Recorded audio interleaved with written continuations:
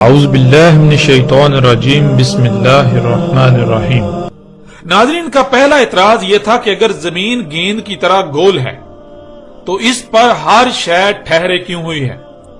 اشیاء کو تو سرک سرک کر نیچے گرنا چاہیے تھا، لیکن جب کوئی بھی شے ہل نہیں رہی، سرک کر نیچے نہیں گر رہی، تو اس کا مطلب ہے کہ زمین گول نہیں بلکہ چپٹی ہے، کیونکہ چپٹی شے پر کوئی بھی شے سرکتی نہیں، ادھر ادھر ہلتی نہیں۔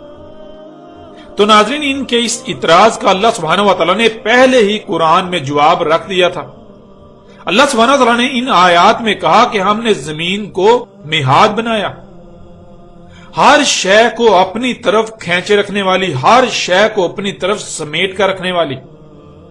اور اللہ سبحانہ وتعالی نے یہاں تک کہہ دیا کہ کیا ہم نے زمین کو ایسا نہیں بنایا؟ یعنی کیا ہم نے زمین کو ہر شے کو اپنی طرف کھینچ کر رکھنے والی نہیں بنایا؟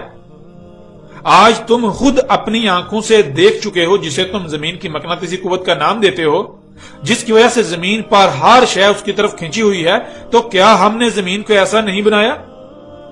یعنی آج تو تم اپنی آنکھوں سے دیکھ رہے ہو، آج تم اپنی آنکھوں سے یہ سب دیکھ چکے ہو۔ اب ناظرین جب زمین ہر شے کو اپنی طرف کھینچے ہوئے ہے، سمیٹے ہوئے ہے، تو پھر غور کریں یہ کیسے ممکن ہے کہ زمین پر کوئی شے سرک کر نیچے گرے؟ یعنی آپ کے پاس مقناطیس کا ایک بڑا ٹکڑا ہو اور اس کے ارد گرد لوہے کے چھوٹے چھوٹے ذرات ہوں، جنہیں وہ اپنی طرف کھینچے رکھے، اپنی طرف سمیٹے رکھے، تو کیا پھر لوہے کے ذرات ادھر ادھر سرکیں گے؟ نہیں، بالکل نہیں۔ یہی خصوصیات زمین میں رکھ دی گئی۔ زمین بھی مقناطیس کے ٹکڑے کی طرح ہر شے کو اپنی طرف کھینچے ہوئے ہے، تو جہاں تک زمین کی مقناطیسی قوت ہے، مقناطیسی کشش ہے، وہاں تک بھلا کوئی بھی شے کیوں سرکے گی؟ کیسے سرکے گی؟ اللہ سبحانہ وتعالی نے قرآن میں مختلف پہلوؤں سے اس حقیقت کو بالکل کھول کر واضح کر دیا، ہر پہلو سے واضح کر دیا۔ یوں ناظرین آپ نے جان لیا کہ ان کا یہ اعتراض سوائے جہالت کے اور کچھ نہیں، جو ان کی اصلیت کی عکاسی کرتا ہے، ان کی حقیقت کو بالکل کھول کر رکھ دیتا ہے۔ پھر ناظرین کا دوسرا اعتراض تھا کہ اگر زمین اپنے ہی محور پر گھوم رہی ہے اور اس کے علاوہ سورج، چاند سمیت تمام کے تمام ستاروں سیاروں کے ساتھ اپنے مدار میں انتہائی تیز رفتاری سے سفر کرتی ہوئی آگے اپنی اجل مسمى کی طرف بڑھ رہی ہے، تو کوئی شے ہلتی کیوں نہیں؟ کسی شے کا نہ ہلنا یہ ثابت کرتا ہے کہ زمین حرکت نہیں کر رہی بلکہ زمین ساکت ہے۔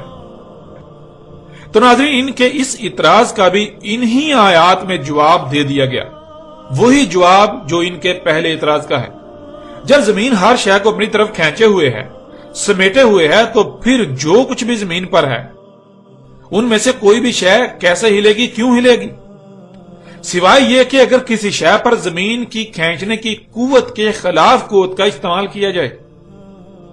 اگر کوئی بھی شے زمین کی مقناطیسی قوت کے خلاف قوت استعمال کرتی ہے تو وہ ہلے گی، اگر وہ زمین کی قوت کے خلاف قوت استعمال نہیں کرتی، زمین کی مقناطیسی قوت کے خلاف قوت استعمال نہیں کرتی، تو وہ کیوں ہلے گی؟ وہ بالکل نہیں ہل سکتی۔ یوں ان کا یہ اعتراض بھی بے بنیاد اور جاہلانہ ثابت ہوتا ہے، جو ان کی ذہانت اور ان کی عقل کی عکاسی کرتا ہے، ان کی حقیقت کو بالکل کھول کر رکھ دیتا ہے۔